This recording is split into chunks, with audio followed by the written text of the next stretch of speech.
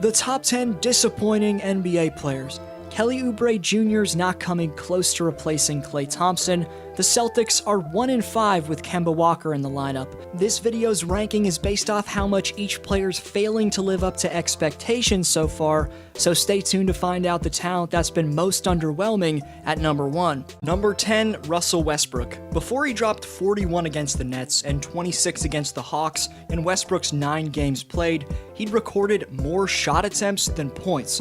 A high volume of deep contested mid-range shots like these aren't going to cut it in the modern NBA.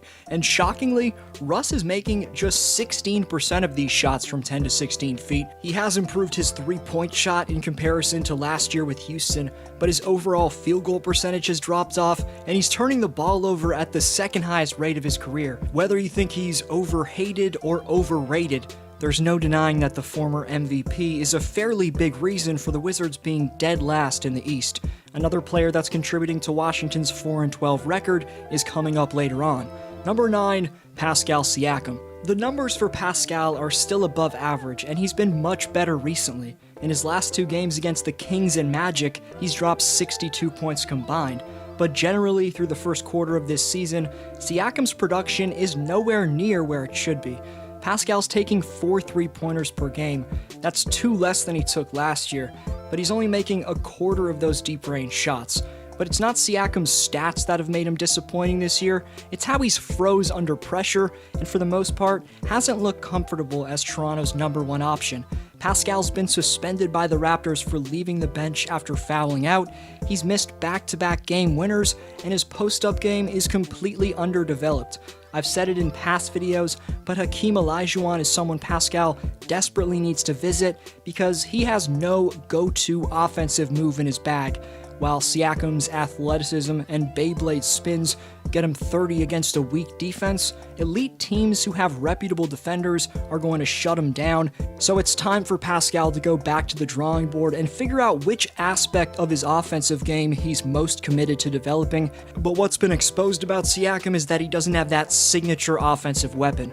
Number 9, Ben Simmons. Obviously, he still can't throw a fish in the ocean from behind the three-point line, which hurts the Sixers' spacing, but Simmons' dominant slashing had always made up for that in the past. His confidence attacking the rim both in transition and in the half-court is what made him a 2-time All-Star and an All-NBA player. Unfortunately, in 2021, Ben's confidence has fallen off as the Aussie is averaging both the lowest point total and field goal percentage of his 4 years in the league. He's still shooting 64% from the free throw line, which sadly is a career best. I know he's doing a good job of getting Harris going, but if Philadelphia wants to make the finals, the LeBron-like top slashing version of the locomotive Ben Simmons has to return.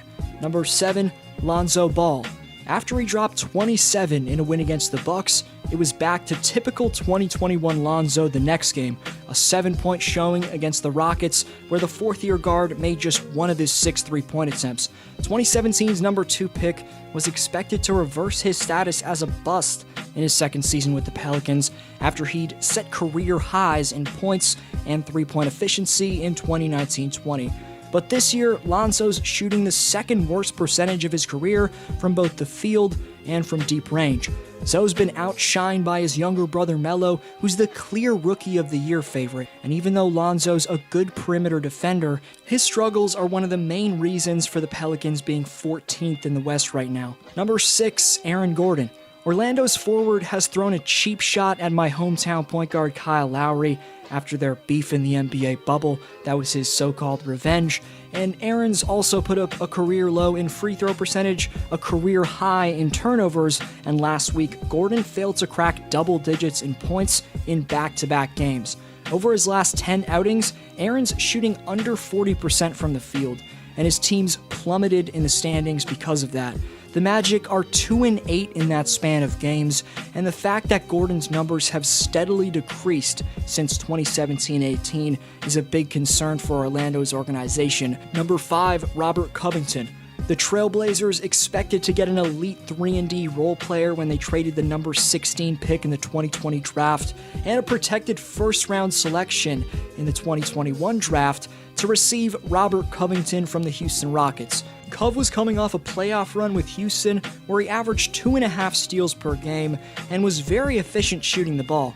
But Covington has been the opposite of efficient this year, as he's shooting just over 30% from the field and just under 30% from distance, both of which are the lowest of his 10-year career by far. Also, Covington was supposed to help out the Blazers' defense on the wing, but they're 29th in defensive efficiency. So far, the deal to receive Robert is looking like a waste of draft picks for Portland's front office. Number 4, Davis Bertans. On November 21st, 2020, the Wizards re-signed their stretch big to a hefty, even surprising at the time, 5-year, $80 million contract, and Bertans has utterly failed to live up to his current $15 million cap hit. He hasn't been a good floor spacer for Beal and Westbrook. I guess this just proves that sometimes a player's focus falls off once they cash in, because Bertans' field goal and three-point percentage have both been career lows and gone down by 10% respectively. Number 3, Blake Griffin. He's still dunked the ball 0 times this season, and as sad as it is to say, given the legendary athlete he once was, Blake Griffin's NBA career could be over pretty soon. A lengthy injury history consisting of knee injuries one after another has ruined the big man's career, and I really feel for him.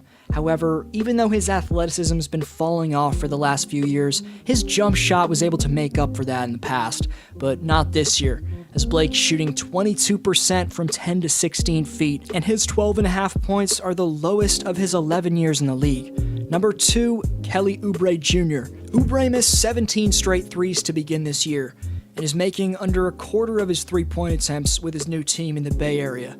Considering how Steph's gone off, Kelly's struggling to even somewhat mimic the production of the injured Klay Thompson becomes that much more disappointing. Kelly's release and general form on his jumper make it seem like the shots are falling through, so to me, this is a purely confidence issue.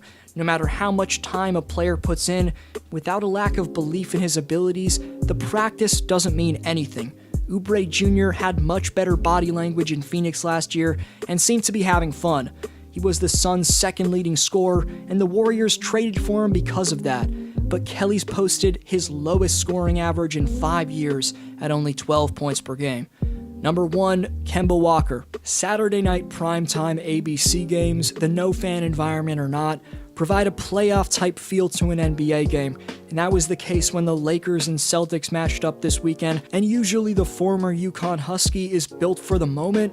Kemba was an absolute killer in college, and his playoff career in the pros, albeit just 2 appearances, has been pretty solid. So it's been shocking that against LA and in the 6 games Kemba's played after his left knee injury for the contending, or at least looked to be contending Celtics, Walker hasn't been himself this year, to say the least.